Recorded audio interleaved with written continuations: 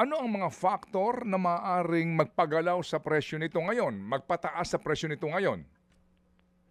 Kailangan po muna kaming humingi ng pahintulot from the Department of Energy kung kami po yung gagalaw. Pero ito po ay ang base po nito kung ang aming freight cost domestically, yung pagta-transport po ng mga filled cylinder sa iba't ibang probinsya ay makakaapekto. Pero yan po ay mararamdaman lang po namin sa aming computation pag nag-implement na po by tomorrow yung bagong presyo po ng diesel and gasoline. Pero yan po mga isang linggo pa po, kailangan namin pong computing po yan Pero sa ngayon po, wala pa po kami nakikitang paggalaw.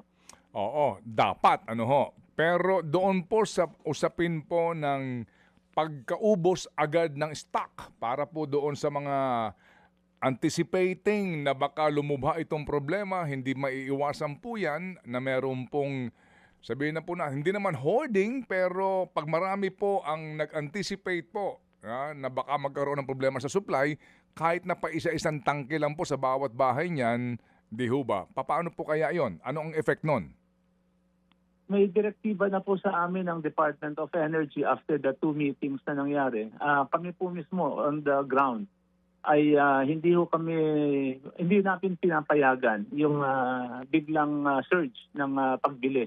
In the case of sa amin, sa side po namin, yung mga dealer namin, alam namin ang historical volume po nila for the past so many years. Pag yan po ay gumalaw, pipigilan po namin ang pagkuha nila ng mas malaki kaysa doon sa usual. Dahil hindi naman po ito, summer po ngayon. Normally, summer po bumababa ang demand. Dahil mainit ang panahon, hindi po ganong malakas ang lutuan pagdating po ng summer. Opo, yes sir, yes sir. Pero yun nga po,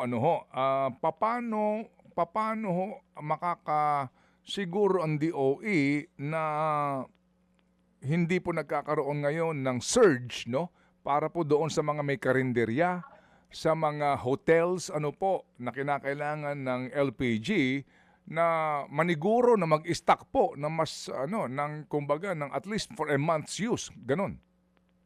Opo, number one po, yun hong 80% ng consumption po ng ating bansa is consumer, yung household. At mararamdaman po naman namin sa character po ng ating mga household, yung matitipid nila kung sila ay bibili ng sobra ngayon ay mas magastos po kung sila ay bibili ng additional cylinder.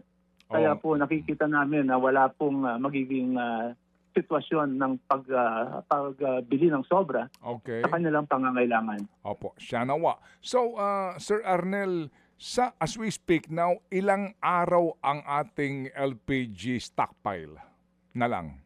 Opo, ang nasa batas po ay 15 days. Pero base po doon sa naging inventory na po namin since last week, meron po kami isang buwan. So hanggang first week of April po ang aming inventaryo. Mga kapatid, para sa iba pang mga balita at impormasyon, sundan niyo po kami sa X, Instagram, Facebook at syempre sa TikTok, True Network PH. Mag-subscribe din po kayo sa aming YouTube channel, True Network. May website din po tayo, truenetwork.ph. At pwede nyo rin po kaming mapanood sa Channel 19 ng aming True FM TV. Lagi pa rin makinig sa radyo dito po sa 105.9 True FM dahil dito, laging true sa'yo, kapatid.